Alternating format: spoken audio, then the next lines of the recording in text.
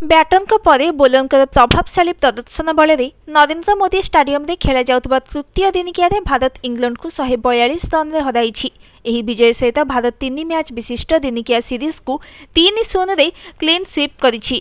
प्रथमे बैटिंग करिथिबा Bharat 50 over 356 run करिथिला। दल पक्षरु शुभमन गिल 112 रन शतकीय इनिंग्स खेलिथिबा श्रेयस अय्यर 78 रन और विराट कोहली 52 रन करिथिले।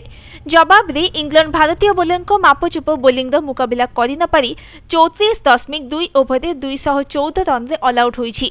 दल पक्षरु टॉम बैंटन 38 रन और गस अटिंगसन 38 रन करिथिले। भारतीय बोलर को मिलित सफलता मिली।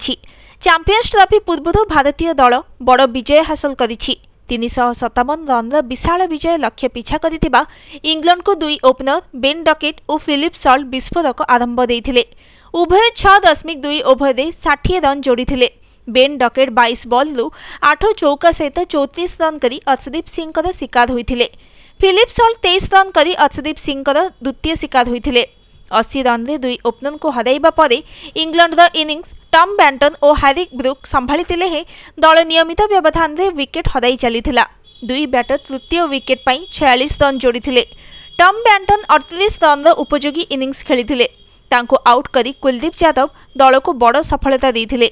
एहा परे जो रूट 24 रन करी पाविलियन फेरिथिले। अधिनायक जोस बटलर और लियाम लिविंगस्टोन करी दल को निराश करिथिले।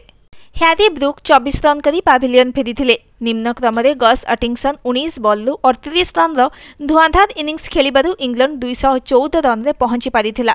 भारत पक्षरु बोलिंग रे अर्शदीप सिंह, हर्षित राणा, हार्दिक पांड्या और अक्षर पटेल प्रत्येकଙ୍କୁ दुईटी लेखाई सफलता मिली।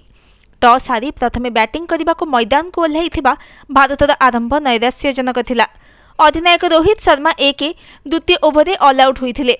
एहा परे शुभमन गिल और विराट कोहली दलर बैटिंग मंग संभाळिथिले। बोलिंग रे इंग्लैंड पक्षरु अदिल रशीद 64 रन व्यय करी सर्वाधिक 4टी सफलता पाइछंती। मार्क वुड को 2टी विकेट मिलिथिबा बेले साकिब मेहमूद, गस एटिंगसन और जो रूट प्रत्येकଙ୍କୁ गोटिए लेखाई विकेट मिलिछि। Bureau report, news today.